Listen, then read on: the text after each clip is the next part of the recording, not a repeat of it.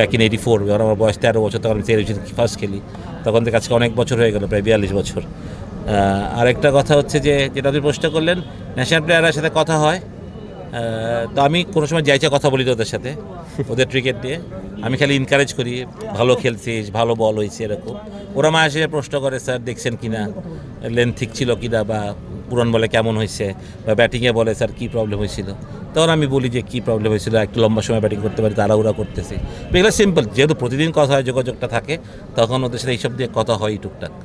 Last question, সেটা হচ্ছে তামিম ইকবাল আপনার থেকে পরামর্শ নিতে যায় বা আপনার এক্সপিরিয়েন্সটা নিতে যায়। আপনি বলছিলেন তামিম ইকবাল যে ক্যাপ্টেন্স কার্ড প্রোগ্রামের আয়োজন করেছে, এটা নিয়ে কিছুটা সমালোচনা হয়েছে, শুধু ক্যাপ্টেনদের এতটা বাড়তি সুবিধা দেওয়া হলো, যারা অন্য ক্রিকেটার আছেন, মোহাম্মদ রফিকের মতো ক্রিকেটারদের উদাহরণ দেওয়া হয়, তাদেরকে আসলে কীভাবে কী করা হবে।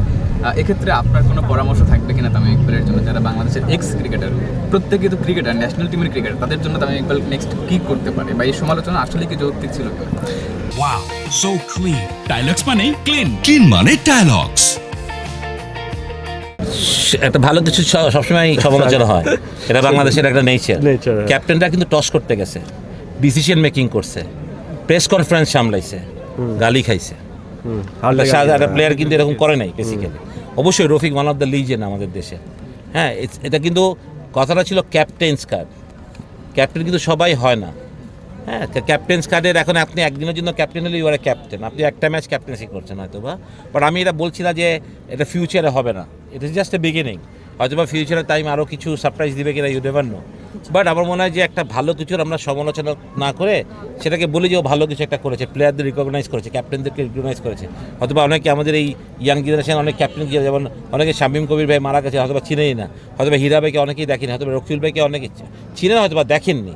তা আজকে অনেকেই প্লেয়াররা জানছে যে শফিকুল্লাহ, হীরা ভাই, রকিবুল হাসান, কিংবা গাজী আশরাফ, লিপু ভাই, যারা একটু আগে আমাদের পর্যন্ত, তাদেরকে হয়তো বা আমাদেরই এখন মানুষ চিনে না, ঠিক না?